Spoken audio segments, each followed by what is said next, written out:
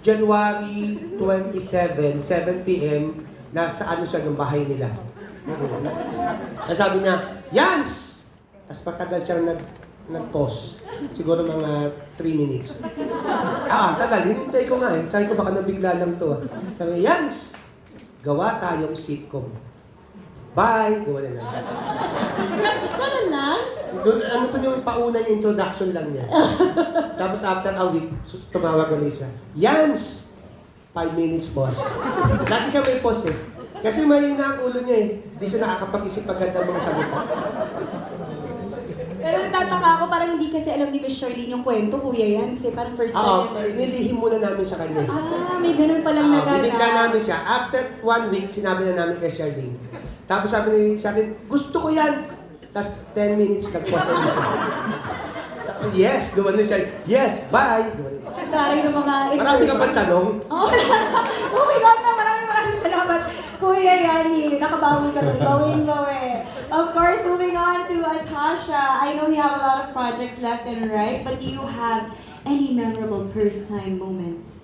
Everything kasi this is the first sitcom that we've ever done or even acting together as a family na meron ng linya, na script, and we get to actually do things. Spend the whole day together sa taping. And first time ko nakita parang this studio sitcom, parang it's its own little mini village, parang little own town.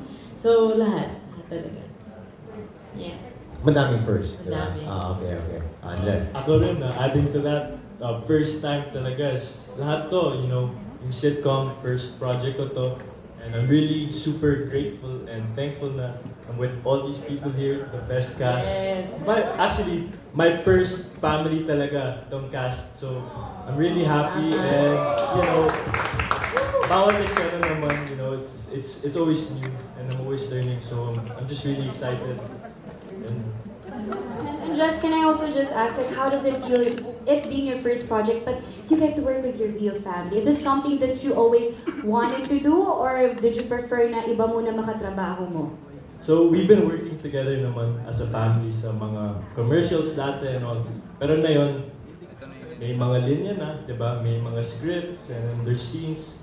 So now, di naman kakaiba, pero feeling lang it's easier to work with them because we have that experience with each other in the past. And magang sa loob na I get to work with my family. And not just that, the cast, everyone else in the cast, the best talaga. So yeah. Thank you, and Jess. Kayo po, Miss Shirley. For me naman, I would say for Aga and I can say the first family is a personal journey. Kasi parang mahabang proseso na pinagdaanan before we were able to actually say na parang kaya ba natin to? We're gonna work together. Kasi before this, kami ni Aga, we would just do commercials together, especially pagkasama yung mga